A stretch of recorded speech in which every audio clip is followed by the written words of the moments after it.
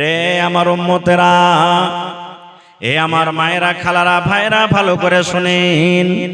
আল্লাহর নবী বলেছেন, যেদিন কিয়ামত কায়েম হবে, হাসরের ময়দান হবে, ওই কিয়ামতের দিন, ওরে সুবহানাল্লাহ, দয়ার নবী বলেছেন যে সেই কিয়ামতের দিন মানুষের মাথার উপরে সূর্য থাকবে, মানুষের ছায়ার জন্য, ছায়ার জন্য আল্লাহ রাব্বুল আলামিনের আরশ ছাড়া কিছু থাকবে না। এই 10 দিন 15 দিনকার ঘটনা। ওরে সুবহানাল্লাহ, এত রোদ, এত গরম, এত রোদ, যে রোদে আমরা বাইরে থাকতে পারি না, মাঠে গিয়ে কাজ করতে পারি না, এত গরম, এত রোদ, সুবহানাল্লাহ। কিন্তু বন্ধুরে, আজকে কত কোটি কোটি মাইল উঁচাতে সূর্য আছে, যার রোদ, যার গরম আমরা সহ্য করতে পারি না। কিন্তু নবী বলেছেন, উম্মত, যেদিন কিয়ামত কায়েম হবে, হাসরের ময়দান হবে, ওই কিয়ামতের দিন আল্লাহ রাব্বুল আলামিনের আরশ ছাড়া অন্য কোনো ছায়া থাকবে না, মাথার উপরে সূর্য থাকবে। ওরে সুবহানাল্লাহ, তার তাপ, তার গরম এত হবে, মানুষ পাসিনাতে হাবুক ডুবুক করবে, যে যেমন পাপ দুনিয়াতে করবে, কিয়ামতের দিন মানুষ পাপ হিসাবে নিজের পাসিনাতে ডুববে। ওই কিয়ামতের দিন আল্লাহ রাব্বুল আলামিন মানুষকে আরশের নিচে জায়গা দেবেন। আজকে আমাদেরকে গরম লেগে যায়, আজকে এসে ঘরে আমরা চলে যাই, গাছের তলাতে আমরা চলে যাই, ঘরের ভিতরে আমরা চলে যাই, কিন্তু মুসলমান, কিয়ামতের দিন আল্লাহ রাব্বুল আলামিনের আরশ ছাড়া দুনিয়ার কোনো ছায়া থাকবে না। সেই দিন কোনো গাছ থাকবে না, সেই দিন কোনো মসজিদ থাকবে না, সেই দিন কোনো মাদ্রাসা থাকবে না, সেই দিন কোনো মন্দির থাকবে না। পৃথিবীর যত রকম ছায়া দেখতে পাচ্ছেন, কিয়ামতের দিন থাকবে না। দয়ার নবী বলেছেন, উম্মত, এই বেঁচে থাকা কালে এই জমিনের উপরে 7 প্রকারের যদি তোমরা আমল করে যাও, 7 রকম যদি তোমরা নেক কাজ করে যাও, আল্লাহ রাব্বুল আলামিন কিয়ামতের দিন ডাক দিবেন আর বলবেন, বান্দা বান্দিরে, এসো এসো, তোমরা আমার আরশের তলাতে জায়গা নিয়ে নাও। 7 প্রকারের যারা দুনিয়াতে আমল করবে, অত কথা আপনাদের সামনে আমার বলার সময় আমি বলতে যাব না, আল্লাহ হায়াত রাখেন, আবার কোনদিন বলবো। তবে 7 প্রকারের মধ্যে 1 প্রকার লোক কেউ হবে, আল্লাহর নবী বলেছেন, যারা আল্লাহর ডরে, আল্লাহর ভয়ে, রাতের বেলাতে হোক কিংবা দিনের বেলাতে হোক, যে সমস্ত মানুষেরা, নর হোক কিংবা নারী হোক, জাহান্নামের কথা মনে পড়ে গেল, দোজখের কথা মনে পড়ে গেল, জাহান্নামের আগুনের কথা মনে পড়ে গেল, কবরের কথা মনে পড়ে গেল, আল্লাহ রাব্বুল আলামিন কিয়ামতের দিন বিচার করবেন, মানুষের হিসাব নেবেন। আল্লাহ রাব্বুল আলামিনের ডর ভিতরে গেড়ে গেল, ভয় ভিতরে গেল, আর ওই ডরের কারণে, ভয়ের কারণে, ওরে সুবহানাল্লাহ, তার চোখের কোনা দিয়ে 1 ফোঁটা পানি ঝরে গেল। আল্লাহর ডরে, আল্লাহর জাহান্নামের ডরে চোখ দিয়ে পানি ঝরে গেল। ওরে সুবহানাল্লাহ, কিয়ামতের দিন নবী বলেছেন, ওই উম্মতেরা, ওই সমস্ত নর নারীরা যারা আল্লাহর ডরে, আল্লাহর ভয়ে যারা চোখ দিয়ে পানি ঝরায়, আল্লাহ রাব্বুল আলামিন কিয়ামতের দিন আরশের তলাতে তাদেরকে জায়গা দান করবেন। নারে তাকবীর! আমরা কোনদিন জীবনে কেঁদেছি ভাই? নবী বলেছেন, যখন তুমি দোয়া করবে আল্লাহর দরবারে, এমন ভাবে তুমি আল্লাহর দরবারে দোয়া করো যেন তোমার চোখ দিয়ে পানি ঝরে। পৃথিবীতে মুসলমান 3 ভাগ পৃথিবীকে করে, 2 ভাগ পৃথিবীতে জল আছে, পানি আছে। আজকে দেখেন কত বড় বড় সমুদ্র। ওরে সুবহানাল্লাহ, 40-50 বছর বাদ এই যে দেখেন আপনার নেপালের যে ফাটক আছে, বাঁধ আছে, গেট আছে, 40 বছর পর গোটা 57 গেটকে খুলে দেওয়া হয়েছে। 40 বছরকার ভিতরে এত পানি ছাড়া হয়নি। আজকে দেখেন ভাগলপুর ডুবে গেল, আজকে বাংলাদেশ ডুবে গেল, আজকে অনেক জায়গায় ডুবে গেল, দেখছেন জলে। আল্লাহ রাসূল বলেছেন, উম্মত, জাহান্নামের ভিতরে গোটা পৃথিবীর পানিকে যদি তুমি নিয়ে যে ঢেলে দাও, জাহান্নামের আগুন কিন্তু নিভাবে না। নিভাবে? জাহান্নামের আগুন নিভাবে? এক ডল পানি যদি আপনি রেখে দেন আখার ভিতরে আগুন নিমিয়ে যাবে। বন্ধুরে আমার ঘরের ভিতরে আগুন লেগে গেছে, দমকল নিয়ে আসলেন, পানি দিলেন, নিমিয়ে গেল। কিন্তু মুসলমানের ওই আগুন জাহান্নামের ভিতরে আছে। গোটা পৃথিবীর পানিকে যদি নিয়ে যে জাহান্নামের ভিতরে ঢেলে দেন, জাহান্নামের আগুন নিভাবে না। আল্লাহ রাসূল বলেছেন, উম্মত রে, যদি তুমি ওই জাহান্নামের আগুনকে নিভাইতে চাও, তুমি যদি ওই জাহান্নামের আগুন থেকে বাঁচতে চাও, তাহলে তুমি একমাত্র আল্লাহর ভয় করো, একমাত্র আল্লাহকে দেখে ডরাও, এক আল্লাহকে দেখে ভয় করো। উঠতে আল্লাহকে ভয় করো, চলতে আল্লাহকে ভয় করো, কাজে আল্লাহকে ভয় করো, সোয়াতে আল্লাহকে ভয় করো, নামাজে আল্লাহকে ভয় করো, গুনাহ করতে গিয়ে আল্লাহকে ভয় করো। যে কোনো টাইমে তুমি আল্লাহকে দেখে ভয় করো, জাহান্নাম দেখে ভয় করো। আরে ভয়ের কারণে যদি তোমার চোখ দিয়ে এক ফোঁটা পানি বের হয়ে যায়, এই এক ফোঁটা চোখের পানিতে তোমার জন্য আল্লাহ জাহান্নামকে আল্লাহ নিমিয়ে দিবেন। সুবহানাল্লাহ। তাহলে আল্লাহর ভয় কি জিনিস? একটা বুখারী শরীফের হাদিস আপনাদের সামনে তুলে রাখি। আল্লাহর নবী বলেছেন, এক জামানাতে একটা লোক ছিল, লোকটার কয়েকটা বেটা। হাদিস কিন্তু বুখারী শরীফের, ভালো করে শুনবেন। ওই লোকটার কয়েকটা বেটা। আমরা যখন মরি, বেটা বেটিরাকে ওসিয়ত করি, বেটা রে, আমি মরে গেলে তোর ওই বহিনটাকে কিংবা অমুকটাকে ৫০০০ টাকা দিয়ে দিস, ১ কাঠা জমি দিয়ে দিস, ওই মসজিদে ৫০০০ টাকা দিয়ে দিস, ২০০০ দিয়ে দিস। এরকম ভাবে আমরা ওসিয়ত করি কি করি না? তো মরার টাইমে ওর বেটারাকে ডাক দিয়ে লোকটা মরবে, ঠিক ওই টাইম খানে বেটারাকে ওসিয়ত করছেন। কি ওসিয়ত? লোকটা বেটারাকে বলছেন, ও আমার বেটারা, ছেলেরা, তোমরা শুনে নাও, আমি হয়তো মরে যাব, আর আমি বেশি দিন বাঁচব না। বেটারে, একটা কাজ করতে হবে রে ধন। আমি যখন মরে যাব, আমার যখন শ্বাসটা বন্ধ হয়ে যাবে, আমার শ্বাস বন্ধ হওয়ার পর খবরদার খবরদার তোমরা আমাকে জমিনে দফন করিও না। মানুষ মরতে গেলে আমরা কোথায় দফন করি ভাই? কবরে, কবরস্থানে, নাকি?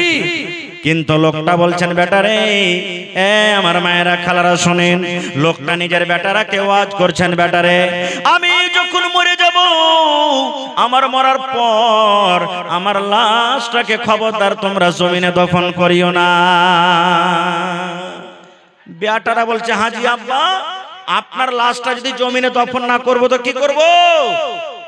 বলছে, বেটারে, আমার লাশটাকে নিয়ে তোরা চলে যাবি ময়দানে, মাঠে কাঠ জমা করবি, লকড়ি জমা করবি, লকড়ি জমা করবি, বাঁশ জমা করবি, কাঠ জমা করবি, আর লকড়িতে আগুন ধরিয়ে দেবে।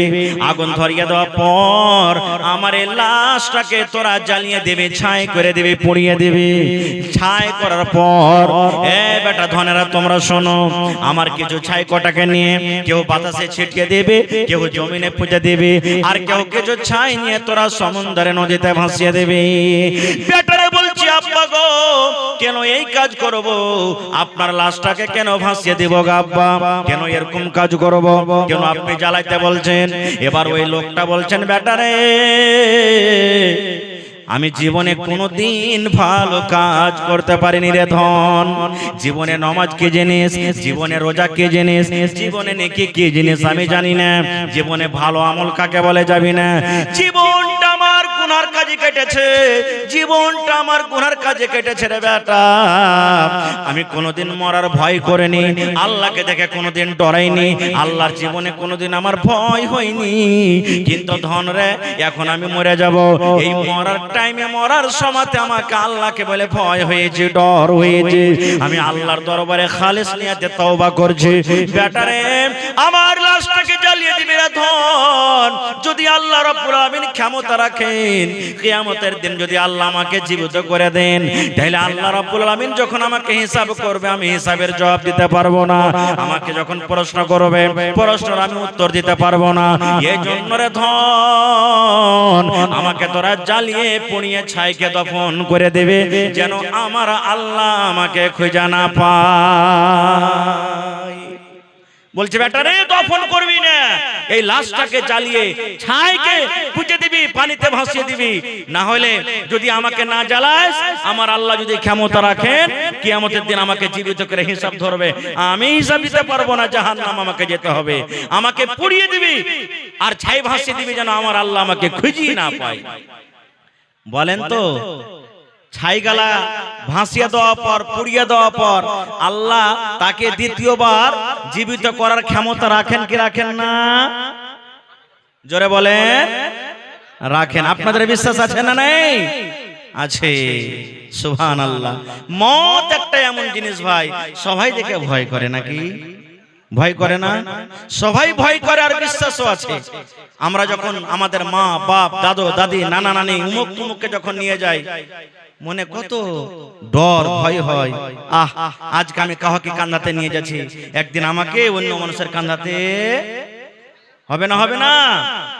আমরা যেমন সুবহানাল্লাহ আলহামদুলিল্লাহ লা ইলাহা ইল্লাল্লাহ যত দোয়া পড়ছি, দেখবেন যদি হিন্দু ভাইরা আশেপাশে থাকে, দেখবেন যখন ওদের লাশকে নিয়ে যাবে তখন কি বলবে?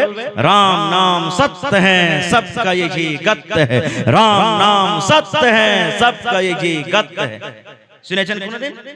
তারা বলে রাম নাম সত্য হ্যাঁ, রাম যাকে আমরা বলি আল্লাহ, আল্লাহ হলো সত্য, ভগবান হলো সত্য, সবকা यही গত है। এই যে লাশটাকে নিয়ে যাচ্ছি এটা হলো সত্য, একদিন সবারই সাথে ঘটবে। আর আল্লাহ কোরআনে বলছেন কুল্লু নাফসিন যায়কাতুল কি আছে?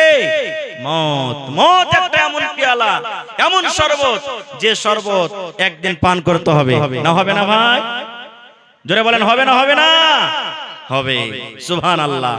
ঠিক লোকটা মরে গেল, বাপ যে বলেছেন আমাকে জ্বালিয়ে দিবি, লাশটাকে নিয়ে মাঠে ময়দানে চলে গেল বেটারা, লোকড়ে জমা করা হলো, লোকড়ে জমা করার পর বাপকে জ্বালিয়ে দেওয়া হলো, লাশ পুড়ে ছাই হয়ে গেল। আব্বার কথা মতো একটা বেটা কিছু ছাইকে জমিনে দফন করে দিল, একটা বেটা হাওয়াতে এরকম ভাবে ছিটিয়ে দিল, আর একটা বেটা কিছু পানিতে ভাসিয়ে দিল। কেন করেছে কাজ? আদেশ করেছে যেন আমার আল্লাহ আমাকে জীবিত করতে না পারে। কিন্তু আল্লাহ রাব্বুল আলামিন কোরআনে বলেন ইন্নাল্লাহা আলা কুল্লি শাইইন কাদির। কি আল্লাহ তাকে জীবিত করার ক্ষমতা রাখে না?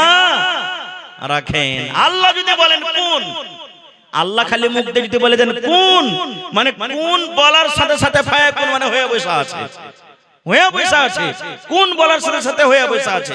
আল্লাহ এত বড় দয়াবান ভাই, আমার ওদিকে আমি যাব না। ঠিক তার বেটারা বাতাসে পানিতে ভাসিয়ে এবার বাড়ির দিকে রওনা হয়েছে। বাড়ি এখনো পৌঁছেনি, আল্লাহ রাব্বুল আলামিন বাতাসকে অর্ডার করলেন, এ বাতাস শোন, এই পানি শুট, পানি রে তোকে আমি এই জন্য তৈরি করেছি রে, পানি শ্রেষ্ঠ করেছি যে তুই একটা জিনিসকে অন্য জায়গাতে ভাসিয়ে নিয়ে চলে যাবে, এটা তোর ক্ষমতা আছে, আমি তোকে এটা পাওয়ার দিয়েছি।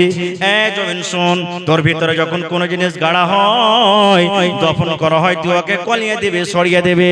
কিন্তু রে শুন, পানি শুন, এই বাতাস শুন, আমি আল্লাহ রাব্বুল আলামিন অর্ডার করি এই লোকটার ছাই, এই যে তার ছেলেরা ছাইগুলাকে তোরকে ভিতরে ছেড়ে দিয়েছি, এই বাতাস শুন, এই মাটি শুন, এই পানি শুন, সমস্ত ছাইগুলাকে তোরা এক জায়গাতে জমা করে দে। আচ্ছা বলেন তো, মাটি বাতাস পানি আল্লাহর কথা শুনে কি শুনে না? জোরে বলেন। আচ্ছা আপনারা বলেন তো, কোন নবীকে আগুনে ফেলে দেওয়া হয়েছিল?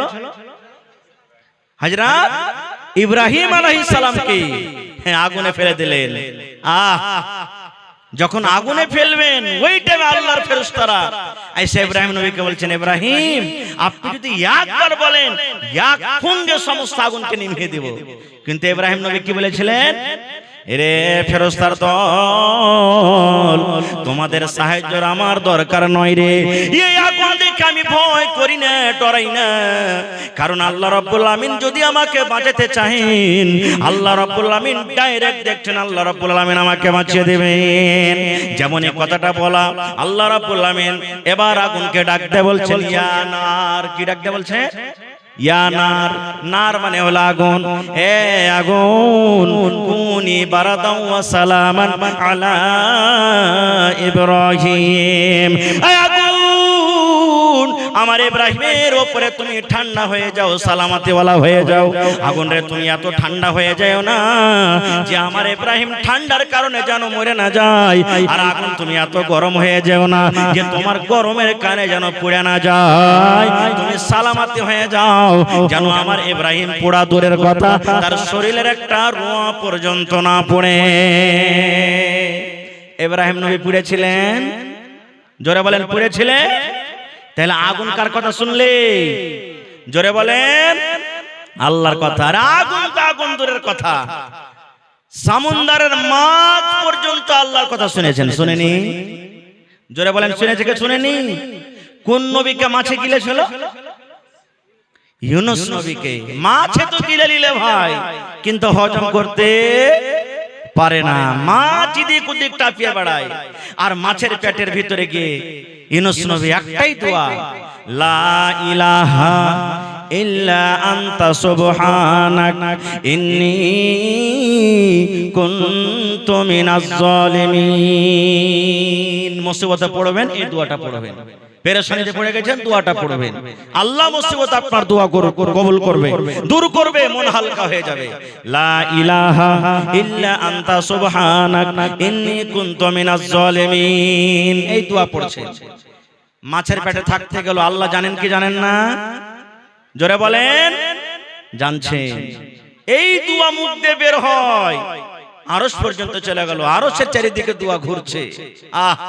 আল্লাহ তাবারক ওয়া তাআলার আরশকে যে ফেরেশতারা উঠে আছেন তারাও দেখছেন, শুনতে পেয়েছেন যে দুনিয়াতে কোন এমন মানুষ মুসিবতে আছে আল্লাহ জি, যে এত কষ্টতে পেরেশানিতে আছে, আল্লাহ তোমাকে ডাকছে, তোমারই একমাত্র জিকির আজকার করছে, আল্লাহ তুমি তারপরে দয়া করো।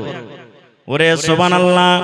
আল্লাহ রাব্বুল আলামিন মাছকে বলছেন, মাছ রে তোর পেটে এতদিন পর্যন্ত যা ছিল যা গেছে রে মাছ, তুই হজম করে ফেলেছিস, কিন্তু মাছ রে শোন, তুই যাকে খেয়েছিস এটা হলো আমার একজন নবী, এটা হলো আমার একজন নবী। এই মাছ শোন, আমার এই নবীকে তুই হজম করতে পারবি না। এই মাছ শোন, নদীর কিনারাতে চলে যা, নদীর ধারে চলে যা, আর তাড়াতাড়ি করে আমার ওই বান্দা আমার নবী ইউনূসকে তুই নদীর কিনারে তুই রেখে আয়। মাছ কথা শুনেছিল না শুনেনি? ওরে সুবহানাল্লাহ। মাছ তো দূরের কথা, খাজুরের গাছ দেখেছে? হাজী সাহেব আছেন কেউ এখানে? আছেন আলহামদুলিল্লাহ। দেখে এসেছেন তারা মদিনাতে খাজুরের গাছ। মসজিদে জুমার দিনে ইমাম সাহেব যে জিনিসটার উপরে দাঁড় হয়ে খুতবা দেন ওকে আমরা কি বলি ভাই? জোরে বলেন মিম্বার। মিম্বারে 4টা ধাপি হয় না 5টা? ও 3টে ধাপি হয়। আলহামদুলিল্লাহ। তাহলে গৌর করে শুনেছেন, দেখেছেন। নবীজি খাজুরের একটা মিম্বার গোড়া, কত সুন্দর ভাবে মিম্বার বানাছিল না তখন, ওর উপরে দাঁড় হয়ে খুতবা দিতেন। কিসের উপরে? খাজুরে। বুখারী শরীফের হাদিস এটাও। খাজুরের গোড়ার উপরে মিম্বার করে খুতবা দিতেন। এবার একটা মহিলা এসে রাসূলকে বলছেন, ইয়া রাসূলুল্লাহ, আমার একটা ফার্নিচার মিস্ত্রি, কাঠের মিস্ত্রি কেন ফার্নিচার বলি, ফার্নিচার মিস্ত্রি আছে, যদি আপনি অর্ডার করেন তা আপনার জন্য একটা সুন্দর মিম্বার করে দেব। রাসূল বলেন ঠিক আছে নিয়ে এসো। এবার নতুন মিম্বার যখন আইলো তো পুরাতন মিম্বার রাখা হবে ভাই। পুরাতন মিম্বারকে সাইডে হটিয়ে দিলেন আর নতুন মিম্বার উপরে চেপে নবীজি খুতবা শুরু করলেন। ওরে সুবহানাল্লাহ। যেমনই নবী খুতবা শুরু করলেন, নতুন মিম্বার উপরে চড়ে, আয় আমার হাতিনা গ্রামের মায়েরা খালারা শুনেন, নবীর কথা বলছি রে বন্ধু, কোন গল্পকে সাকাহানি নয়। যেমনই নবী খুতবা শুরু করলেন, মসজিদের ভিতরে যেন কান্নার আওয়াজ শুরু হয়ে গেল। কে যেন কাঁদতে লাগলো, কিন্তু কে কাঁদছে দেখতে পাওয়া যায় না। কান্নার আওয়াজ আসছে, কিন্তু কে কাঁদছে দেখা যায় না। আল্লাহ রাসূল বললেন, সাহাবীরা দেখো তো তোমাদের মধ্যে কে এমন কাঁদছো রে, কে এমন কাঁদছো? কার চোখ দিয়ে পানি ঝরে কান্নার আওয়াজ আমি শুনতে পাই। সাহাবায়ে কেরাম বলছেন আমরাও কান্নার আওয়াজ শুনতে পেলাম, কিন্তু কে কাঁদছে আশেপাশে দেখছি, লোকটাকে দেখা যায় না। এই করতে করতে আল্লাহুস সামাদ, আল্লাহ রাসূল বললেন সাহাবীরে তোমাদের মধ্যে কেউ কান্দে না রে বাবা, কেউ কান্দে না। এই যে দেখো পুরাতন মিম্বার, যে মিম্বার উপর আমি দাঁড় হয়ে আগে খুতবা দিতাম, ওই পুরাতন মিম্বার কান্দে। খাজুরের একটা জড় লকড়ি যার পরে নবীজি দাঁড় হয়ে খুতবা দিতেন, ওই মিম্বারটা কাঁদছে। বাচ্চারা যখন কান্দে তা আমরা আপনারা কি করি? বুকে জড়িয়ে দিই, হাত দিই, বেটা চুপ চুপ। কিন্তু দেখবেন যে ছেলেটা বেশি কাঁদবে, যখন যত চুপতে বলবেন ও সিস্টি মেরে মেরে আরো হ্যাপ তুলে তুলে কাঁদবে। কান্দে না? ওরে সুবহানাল্লাহ। নবীজি মিম্বার থেকে নেমে গেলেন, নতুন মিম্বার থেকে নেমে গেলেন। এবার পুরাতন মিম্বার কি এরকম ভাবে নবীজি সান্ত্বনা দিচ্ছে, এই মিম্বার তুমি চুপে যাও, চুপে যাও, চুপে যাও, তুমি কান্দো কেন? তুমি চুপে যাও, চুপে যাও, তুমি কান্দো কেন? কিন্তু নবীজি যত তাকে সান্ত্বনা দেয়, ওই পুরাতন মিম্বার আরো কিন্তু কাঁদতে শুরু করে। এবার শেষকে তুলে তুলে কান্দে। নবীজি বললেন পুরাতন মিম্বার তুমি কান্দো কেন? কান্দর কারণটা কি? কেন তুমি কান্দো? এবার ওই পুরাতন মিম্বারের মুখ খুলে গেল। বললেন ইয়া রাসূলুল্লাহ, ইয়া হাবিবাল্লাহ, আল্লাহর নবী গো, এই জন্য আমি কান্দি গো নবীজি। আপনি এতদিন ধরে আমার উপরে দাঁড় হয়ে খুতবা দিলেন, আপনার খুতবা, আপনার কথাগুলো আমি পাঞ্জর হয়ে হয়ে শুনতে পেলাম। এখন আপনি যে আমাকে দূরে হটিয়ে দিলেন, এখন আপনি আমার উপরে আর দাঁড় হবেন না। এখন আপনার কথাগুলো আমি পাঞ্জর হয়ে শুনতে পাবো না। এই জন্য আমার অন্তরটা ফেটে গেল, যার কারণে আমি কাঁদলাম। এই মুসলমান শুনেন, একটা লকড়ি, একটা পুরাতন গাছ মিম্বার, যার জন্য কোনো নামাজ নাই, রোজা নাই, হজ নাই, যাকাত নাই, যার জন্য কোনো শরীয়ত নাই, সেই যদি নবীর কথা না মানে তার গুনাহ হবে না। যার জন্য কিয়ামতের দিন জান্নাত নাই, জাহান্নাম কোনো হিসাব নাই, সেই যদি নবীর কথা শোনার জন্য পাগল হয়ে যায়, সেই নবীর কথা শুনতে না পাওয়ার কারণে যদি কান্দে, তাহলে আমরা মানুষ, আমাদের জন্য জাহান্নাম জান্নাত সব কিছু আছে। আমাদেরকে আল্লাহকে দেখে কত ভয় করতে হবে। হবে না? হবে না? সুবহানাল্লাহ। হায় রে নবীর উম্মত, খায়ের যাও। এবারে ওই লোকটা সুবহানাল্লাহ, তাকে জ্বালিয়ে দেওয়া হলো। আল্লাহ আদেশ করছেন মাটিকে, মাটি এই পানি ছাই জমা করে দাও, জমা করে দেওয়া হলো। আল্লাহ রাব্বুল আলামিন এবার ছাইগুলোকে বলছেন কোন কোন, মানে তুমি হয়ে যাও মানুষ যেমন আগে ছিলে, যেমনই তাকে আদেশ করা কোন ফায়াকুন হয়ে গেল। এবার যখন লোকটা মানুষ হয়ে গেল, এবারে আল্লাহ রাব্বুল আলামিন তাকে জিজ্ঞাসা করছেন, বান্দারে তোমার ছেলেরাকে তুমি এরকম কাজের কেন আদেশ দিয়েছিলা? এই আমার বান্দা, তুমি তোমার ছেলেরাকে এরকম কাজের কেন আদেশ দিয়েছিলে? এবার লোকটা তখন বলছে, রব্বুল আলামিন তুমি সবে জানছো আল্লাহ যে আমি কেন এরকম আদেশ করেছিলাম। এই আল্লাহ, জীবনে আমি বেশি নেকি করতে পারিনি, আমার জীবনটা গুনাহতে কেটেছে, জীবন আমার গুনার কাজে কেটেছে।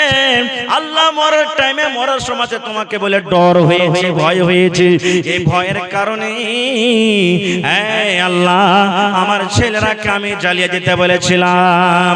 এবার আল্লাহ রাব্বুল আলামিন এবার লোকটাকে বলবেন, বান্দারে যখন মরার টাইমে তুমি আমাকে দেখে ডর করেছো রে বান্দা, মরার কারণ, মরার সময় যখন তুমি আমাকে দেখে ভয় করেছো, আমার জাহান্নাম বলে তোমাকে ডর লেগেছে, আমাকে দেখে তোমাকে ভয় হয়েছে।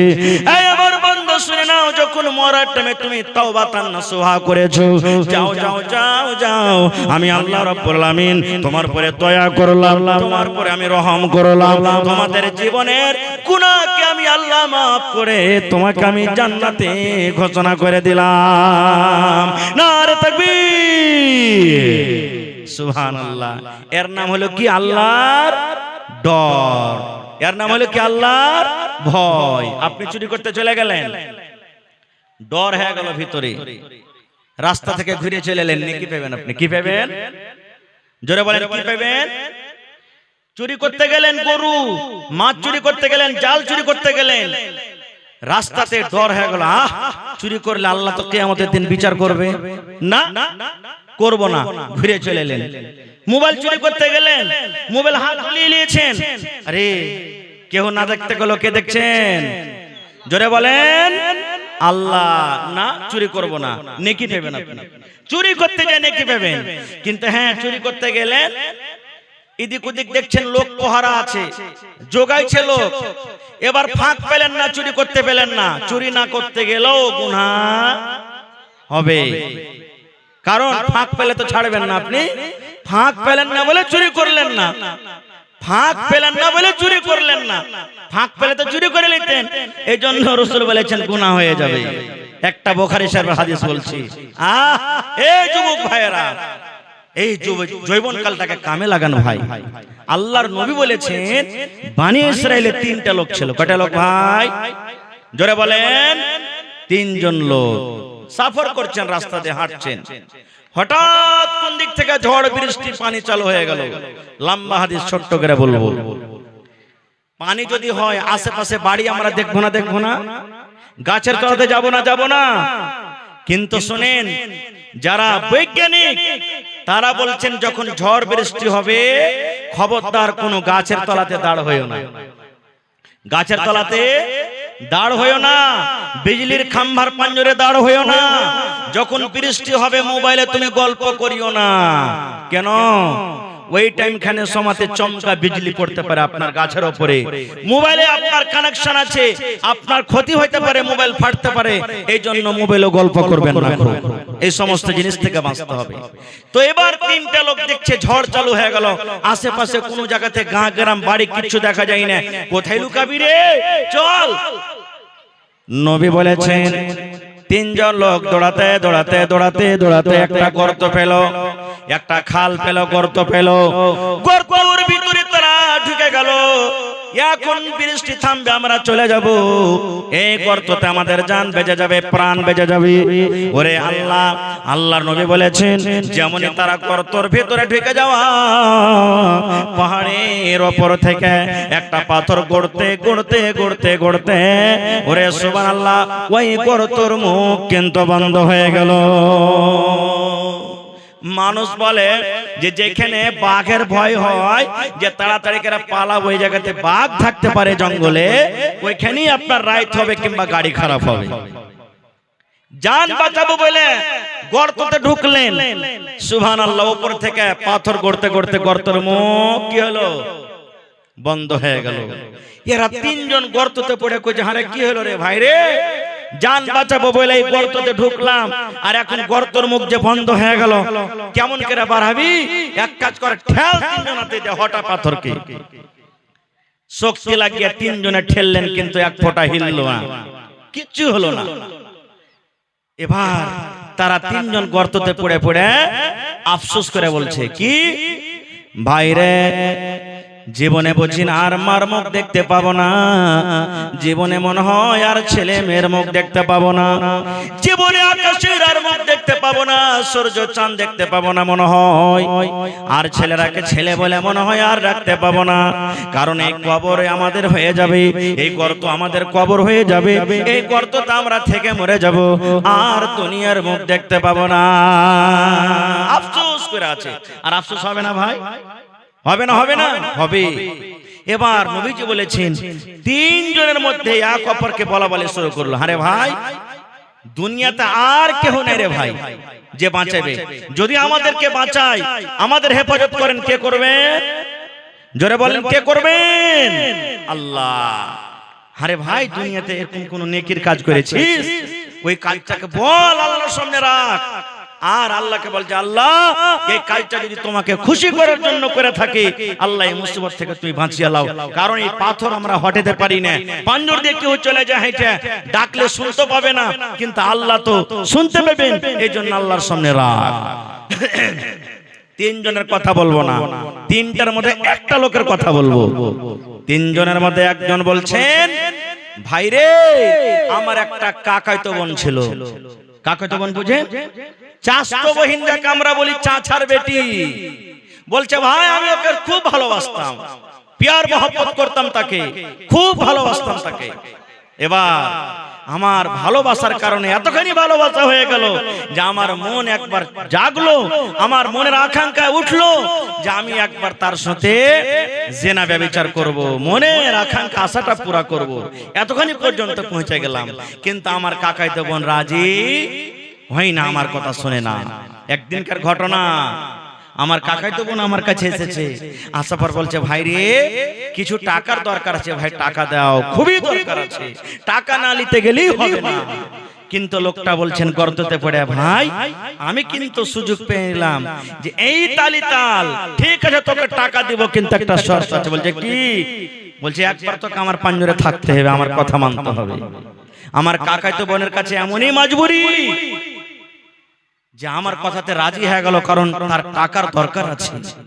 রাজি হয়ে গেল, কথাবার্তা ফিট হয়ে গেল, অমুক দিন অমুক টাইম অমুক জায়গাতে আমাদের দুইজনের মিলন হবে। ওরে সুবহানাল্লাহ, দয়ার নবী বলেছেন ওই লোকটা গর্তে বসে বসে দুজন বন্ধুর সামনে নিজের ইতিহাস, নিজের ঘটনা বয়ান করেছেন। ভাইরে আমার কাকাতো বোনকে যেটা টাইম দেওয়া ছিল, সময় দেওয়া গেছিল, ওই টাইম হিসাবে আমার কাকাতো বোন হাজির হয়ে গেল, আমিও তাকে হাজির হয়ে গেলাম, ওই জায়গাতে দুইজন হয়ে গেলাম।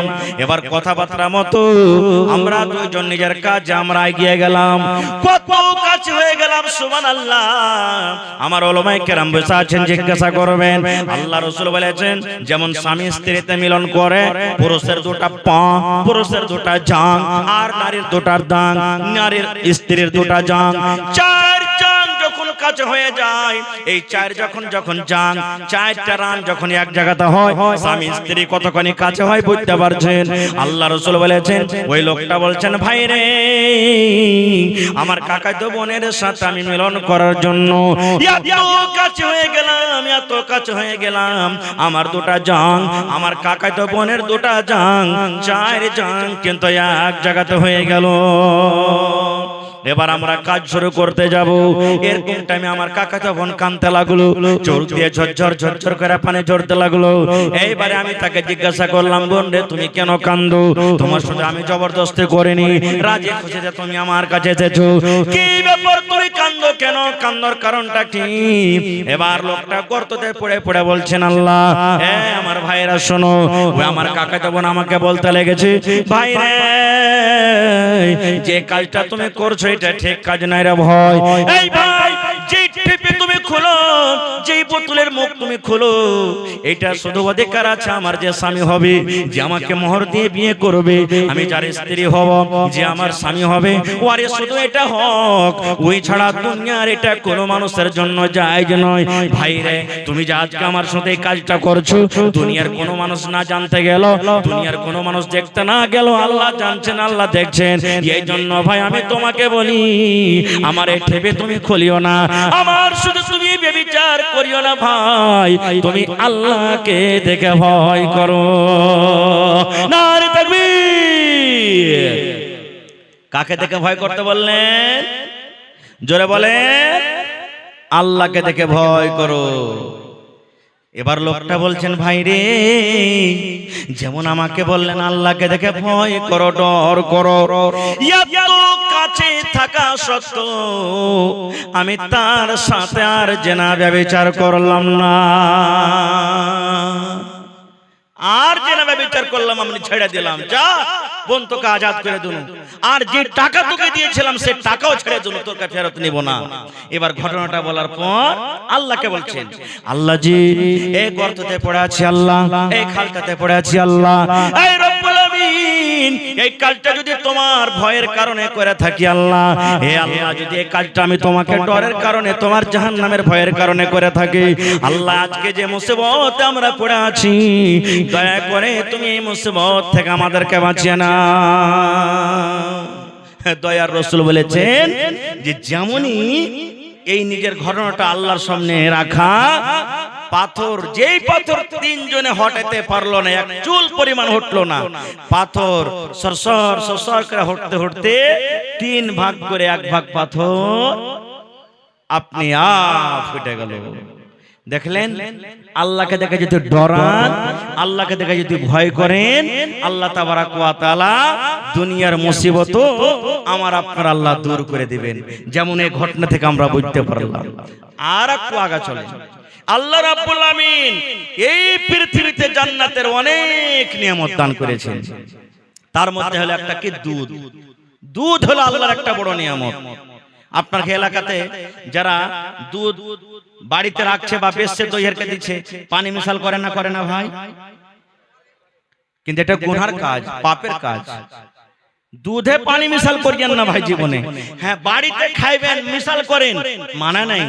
1 কিলো আছে, 1 কিলো পানি মিশাল করে দেন, বাড়িতে না খাইবেন বেশি করার জন্য। কিন্তু দুধে পানি মিশাল করব আর দিয়া বিক্রি করব, বেশি ওজন হবে, টাকা বেশি হবে, এটা হলো গুনার কাজ, হারাম, এটা চলবে না। হায়রা তোমার ফারুক রাদিয়াল্লাহু তাআলা আনহু যখন খলিফা হলেন, রাস্তা দিয়ে একদিন হেঁটে চলেছেন, গ্রামে গ্রামে হাঁটছেন। কে জানি কোন বাড়িতে খাবার আছে, কে পেরেশানিতে আছে, কার স্বামী বাড়িতে নাই, কষ্টতে আছে, এগুলা দেখাশোনার জন্য নিজের গদ্দি, নিজের সিংহাসন ছেড়ে গ্রামে গ্রামে হাঁটছেন। হাঁটতে আছেন রাইতের বেলাতে। রাইতে আপনি শুতে থাকবেন, বসে থাকবেন বাড়িতে, রাস্তা দিয়ে কে হেঁটে গেল না গেল আমি আপনি জানতে পারবো ভাই? জানতে পারবো না। রাস্তা দিয়ে হেঁটে চলেছেন, হাঁটতে হাঁটতে দেখছেন এক বাড়িতে মার বেটিতে ঝগড়া করছে, কথা বলা বলি হয়েছে। কি কথা? মা বলছে বেটিকে, বেটি রে, আরে যা দুধ খানে পানি দিয়ে দেখা, খানিক দে, বেশি করে দে। মা বলছেন বেটিকে, বেটি যা দুধ খানে পানি মিশাল করে দে, দুধ খানে পানি মিশাল দিয়ে দিবি তো বেশি হবে, ওজন হবে। এবার বেটি কি বলছেন, মাগে কেমন কথা বলছিস, দুধে কি পানি মিশাল করতে হয়? তোমার ফারুকের মুখ থেকে শুনিসনি যে দুধে পানি মিশাল করতে হবে না, এটা হলো গুনার কাজ, পাপের কাজ, এতে গুনাহ হবে, আমি পারবো না এটা কাজ করতে। এবার মা তখন বলছেন, বেটি রে, এখন ওমর ফারুক দেখতে পাই না, ওমর ফারুক কিন্তু এখন শোনে না, ওমর ফারুক এই জায়গাতে নাই। যারা বেটি যা যা যা আর দুধে তুই পানি মিশাল করে দে, যা। ওমর ফারুক তো দেখতে পাই না এখন, আর ওমর ফারুক এখানে নেই, ও জানতে পারবে না আমরা কি করব না করব, যা পানি মিশাল করে দেগা। কিন্তু ওমর ফারুক রাদিয়াল্লাহু তাআলা আনহু তাদের দরজাতে দাঁড় হয়ে শুনছে।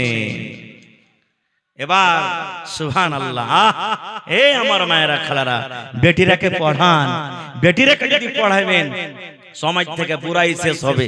সমাজ থেকে যেগুলা বেধর্মী কাজ, শরীয়ত বিরোধী কাজ আস্তে আস্তে দূর হয়ে যাবে। আজ থেকে 15-20 বছর আগে দেখবেন যখন বাড়িতে বিয়া শাদী লাগতো তখন কত গীত গাইতো মা খালারা, গাইছে লোকে কাহিনী। আর এখন আস্তে আস্তে ঘরে ঘরে পড়ালেখা হয়েছে। এখনকার বেটি ছেলে গেলা বলেন যে 5টা গীত গাহা, হিম্মত নাই যে গাইতে দিবে, মানে জানে না পড়াতে গেলে বুরাই আপনি আব্দুর হবে। এবার মার কথা শুনে বেটে বলছেন, মা গে আমি এটা কাজ করতে পারবো না গে মা, এটা কাজ আমার দ্বারাতে করা হবে না।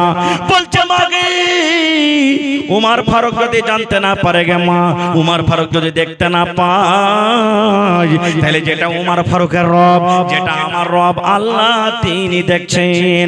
ওমর ফারুক যদি জানতে না পারতে গেল আল্লাহ জানছেন, ওমর ফারুক যদি দেখতে না পায় তো আল্লাহ দেখছেন। এই জন্য মা আমি এটা কাজ করতে পারবো না। কথাবার্তা শোনা পর চলে গেলেন বাড়ি। ভোর হলো, একটা লোককে বলেন, হাই ও ওই উমুক বাড়ির একটা মেয়ে আছে, ওকে ডেকে নিয়ে এসো আমার দরবারে যাও। এবার ওমর ফারুক এসে বাড়িতে বেটারাকে পরামর্শ নিয়ে বসে গেলেন, বেটারে আমি তোমাদের জন্য একটা খুব সুন্দর মেয়ে দেখেছি, দিনদার নেককার। বেটা তোমরা কেমন আছো যে ওই মেয়েটাকে তোমরা বউ করবে, স্ত্রী করবে? সুবহানাল্লাহ। এই দিনদারি নেককার দেখে হযরত ওমর রাদিয়াল্লাহু তাআলা আনহু যিনি আমিরুল মুমিনিন, মুসলমানের রাজা, সুবহানাল্লাহ, তার দিনদারি দেখে তাকে বউ করে নিলেন। আজ আমরা করব ভাই, বহু দেখতে গেছি।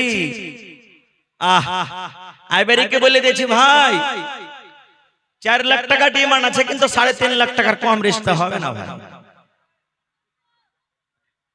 কত লোককে বলছি, আমি মৌলভী সাহেব মানুষ, আমার তো কোনো পয়সা কোটির কোনো লাভ নাই, ডিমান্ড নাই ভাই। বড় বেটা জানে, যা জানে ওই করবে, সব বড় যা ওই জানে, ও যা করবে তাই করবে। এই দেখেন ভাই, আজ এই ফোন যেই যেটা এমন জিনিস, যাতে একটা মৌলানা চলে গেছে তার ভিতরে, হাজী সাহেবও চলে গেছেন, নামাজিও চলে গেছেন, বেনামাজিও চলে গেছেন, সব আমরা এক হয়ে গেছি। তবে সবাই নেই, আল্লাহর বান্দা এখনো দুনিয়াতে আছে যে বিনা টাকাতে বিয়ে করছে। নেই? মেলায় আছে এরকম, দুনিয়াতে মেলায় আছে ভাইরে। এই জন্য আল্লাহর যদি ভিতরে ডর থাকে, মানুষ পাপের কাজ করবে না। একটা ঘটনা আপনাদের সামনে আর তুলছি, বাস 5 মিনিটে ঘটনাটা বলবো।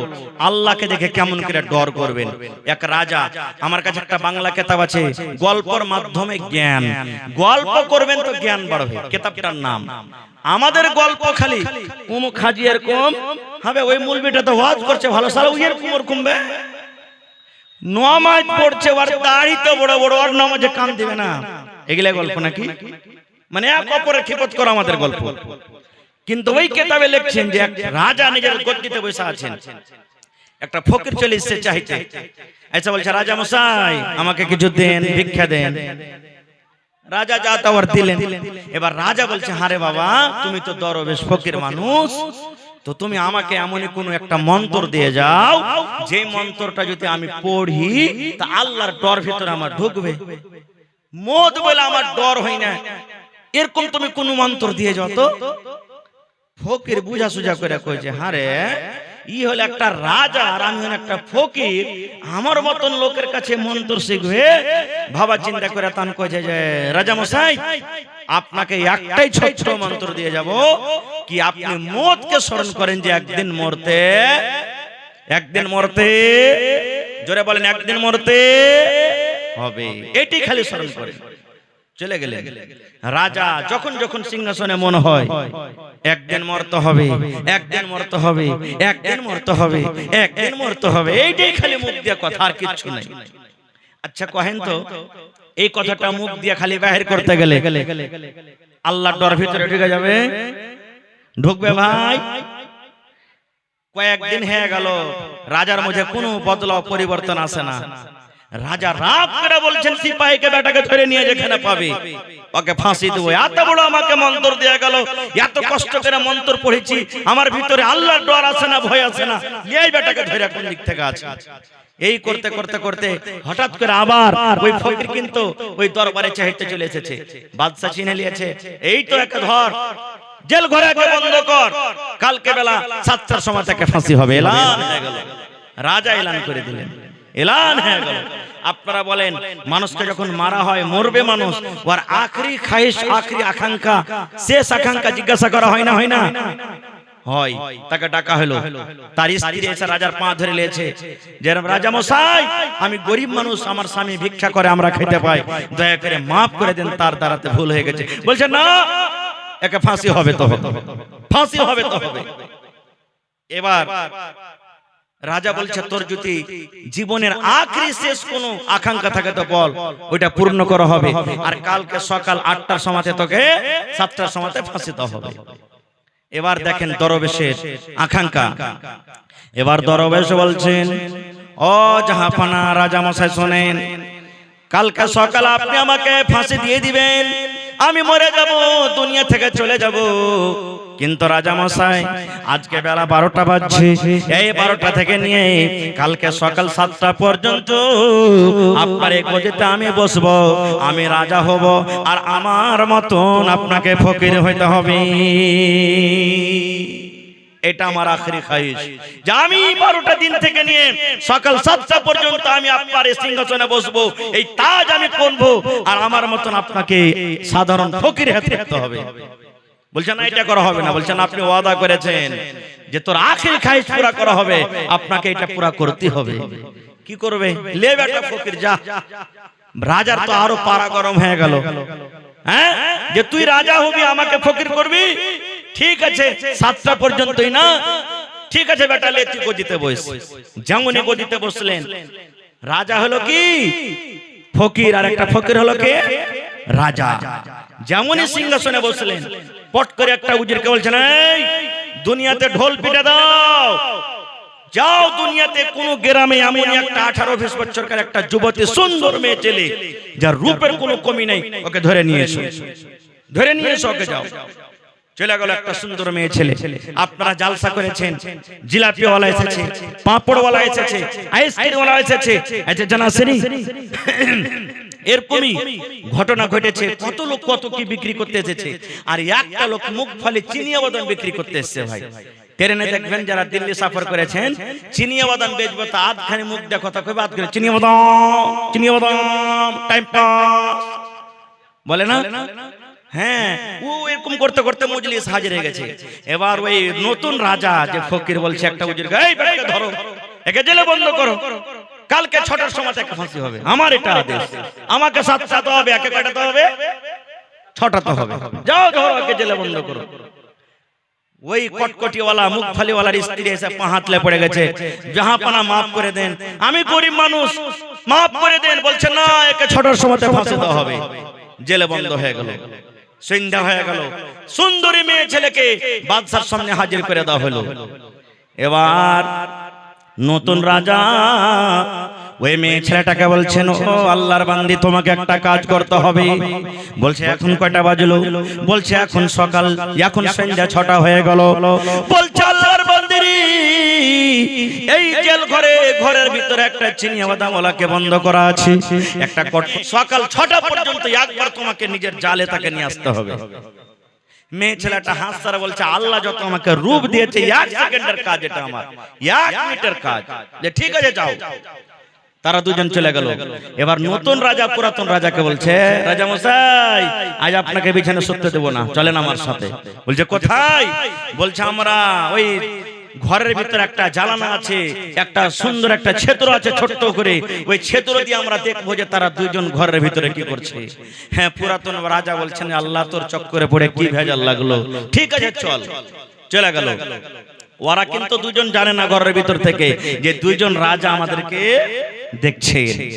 এবার ওই মহিলা, ওই বেটি ছেলেটা, এবার ওই ছেলেটাকে বলছে, রে চিনিয়া বাদামওয়ালা, এই কটকটিওয়ালা, আমি একটা সুন্দর মহিলা, সুন্দর বেটি ছেলে, আয় তুই আমার কাছে একবার আয়, আমার কাছে তুই আয়, আমার সাথটা তুই নিয়ে নে, আমার কাছে থেকে তোর মনের আকাঙ্ক্ষাটাকে একটা পূর্ণ করে নে। এবার চিনিয়া বাদামওয়ালা বলছেন, না না না না না না, আমি এটা কাজ করতে পারবো না, আমি তোমার সাথে যাব না, আমি তোমার কথা শুনবো না। এই করে করে রাত 2টা হয়ে গেল, 3টা হয়ে গেল, ফজরের আযান হয়ে গেল, আসসালাতু খায়রুম মিনান নাওম, ফজরের আযান হইতে লেগেছে।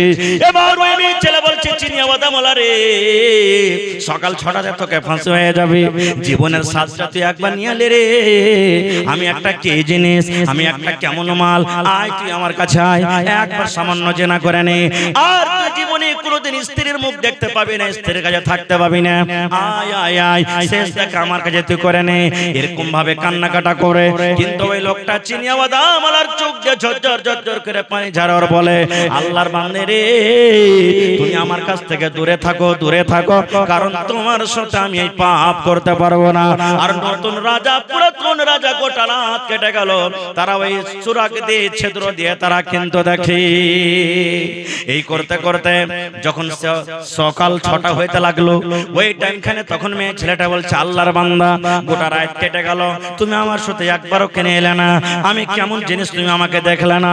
এবার চিনিয়া বাদামওয়ালা বলছে, এরে আল্লাহর বান্দি, জীবনে কত গুনাহ করেছি, পাপ করেছি, আমার সামনে মত হাজির হয়ে গেছে, আমার সামনে মত খাড়া হয়ে আছে, আমাকে সকাল 6টার সময়তে ফাঁসি হয়ে যাবে। আজকে রাতের বেলাতে তোমার সাথে যদি আমি জেনা ব্যভিচার করি, আমি গুনার হালাতে যদি আল্লাহর দরবারে চলে যাই, আল্লাহ আমাকে জিজ্ঞাসা করবে, বান্দারে, জীবনে তুমি কোনোদিন নেকির আমল করনি, নেক কাজ করনি, গুনাতে তুমি ডুবে থেকেছো, আর মরার টাইমে মত তোমার সামনে আছে, তবে একটা গুনাহ থেকে তুমি বাঁচতে পারলে না। না না, আমি এটা কাজ করব না, আমি জীবনে কত গুনাহ করেছি, কি করেছি আল্লাহ জানে, আমি আল্লাহর কাছে মাপ চাই, আর আমি মতকে সামনে দেখে আল্লাহর ডরে, আল্লাহর ভয়ে তোমার সাথে আমি জেনা ব্যভিচার করতে পারবো না। রাত কেটে গেল, 6টা হয়ে গেল। এবার নতুন রাজা বলছেন পুরাতন রাজাকে, রাজা মশাই, সিপাহী একটা পাঠিয়ে দেন আর বলেন যে তারাকে আজাদ করে দেওয়া হবে, আর ফাঁসি দেওয়া হবে না। এবার ঠিক 7টা যখন বাঁচলো, ওই ফকির নিজের তাজ, নিজের সিংহাসন পুরাতন রাজার মাথাতে দিয়ে ওকে হাত কান ধরে গদিতে বসে বলছেন, মহারাজ, আমার টাইম 7টা হয়ে গেছে, আপনি এখন আমাকে ফাঁসি দিয়ে দেন, আপনাকে হার রুখবো না। যেমন কথাটা বলা, পুরাতন রাজার চোখ দিয়ে ঝরঝর ঝরঝর করে পানি ঝরতে লাগলো। এবার পুরাতন রাজা বলছেন, এরা দরবেশ, তুই এরকম করে আমাকে বুঝাবি, আমি জীবনে কোনোদিন ভাবতে পারিনি রে, ভাবতে পারিনি। তুই যে আমাকে মত বলে ডরাইতে হবে, মতকে স্মরণ করতে হবে, একদিন মরতে হবে, এই মন্ত্র দিয়ে গেলি, কিন্তু কেমন করে মত দেখে ডরাইতে হবে, কেমন করে মতকে স্মরণ করতে হবে, আল্লাহকে কেমন করে ডরাইতে হবে, আমি চিনিয়া ও দামওয়ালার কাছে আঁকড়াইতে আমি শিখে নিলাম।